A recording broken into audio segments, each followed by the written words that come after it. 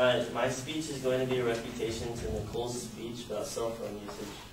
Her claim is that cell phone use is negatively affecting teenagers. My claim is that cell phone usage has no negative effect on teenagers, and my three secondary claims are that cell phones have a positive effect on the relations of teens, cell phones don't have a major effect on education amongst teens, and there's no health impact from cell phone radiation. For Nicole's first secondary claim, she said that cell phone usage has a negative effect on interpersonal relations of teens. I disagree and think that cell phones are bringing teens closer because they make people a lot easier to get a hold of. Back before cell phones, the only way to reach someone was to call a house phone, use a pager, or use a payphone. But cell phones eliminate those by always having a phone with you. It is also safer that teens have a cell phone in case of emergencies. They can easily contact their parents or other emergency services.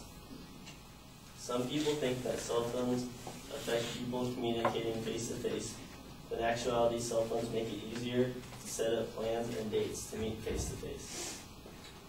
My second secondary claim is that cell phones in schools don't have a huge effect on education, and they make schools a lot safer. One of Nicole's points said that cell phones create a less safe emergency response system in schools, and she used two examples to back this up: the attacks at the World Trade Centers and the shootings at Columbine. Yes, in some large-scale attacks where thousands of people are trying to call family and other emergency services, the phone lines do jam up. But in smaller, more common attacks, cell phones can save your life. My third and final secondary claim is that cell phones have no proven health impact for radiation.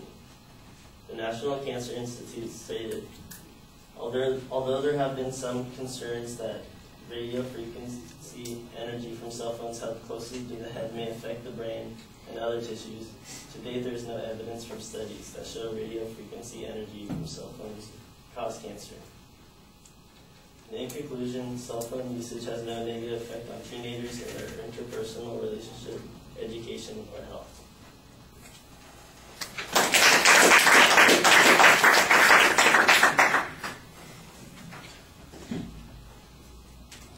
What was the time?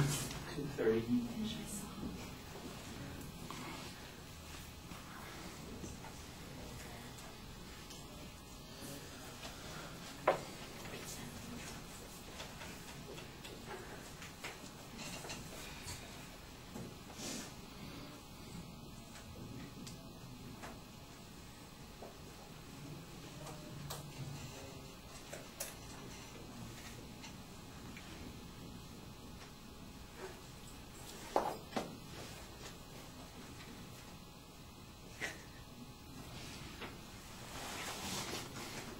All right, the basic claim is labeled pretty clearly, and organizationally, your internal signposting is solid. On the first point, when you're challenging the advocate's premise, there's really no discussion of what proof the advocate used to support that particular point.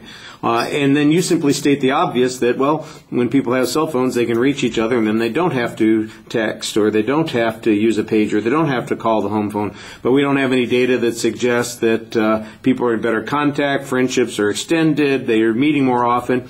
You assert that they arrange face-to-face interactions as a consequence. That's completely your assertion. I don't remember what the advocate's evidence or proof on this particular point was, but I know that you don't have any evidence or proof on this point. So I've got at least one assertion, at best, responding to the assertion of the advocate's point of view. But if they had some evidence on this issue and you're just responding with this assertion, I think that would be a little bit problematic. On the education issue, I mean, the examples that they use are kind of odd. I'm not exactly sure how they apply in the context of education, except in the sense of an emergency. You're talking about, you kind of say they're exceptional cases. Okay, well, I understand that. And then you say a cell phone could save your life. And I got no evidence on that. I don't even get a hypothetical example on that. I've just got a conclusionary statement. And once again, the analysis of the advocate's evidence here is a little thin, but at least it was acknowledged at this point. On the third point, you basically just go with a counterclaim, and you've got evidence that suggests that there isn't really any proven link. You've got a very general argument about this. It's a piece of evidence that responds to the general issue as it has been raised. None of it is particular to the evidence that the advocate used on this point, so that's a little bit problematic, but that's probably the strongest evidence that you've got in the argument that applies to this particular issue. And I think there's some additional challenges that could be made, for instance, the likelihood or the risk levels, or putting it into some kind of context, but you're just kind of relying on the one piece of evidence to give you a counterclaim, and it's okay evidence, but it's not great evidence, and I think that that's partially because it's not directed to the research that the advocate presented. All right, thank you.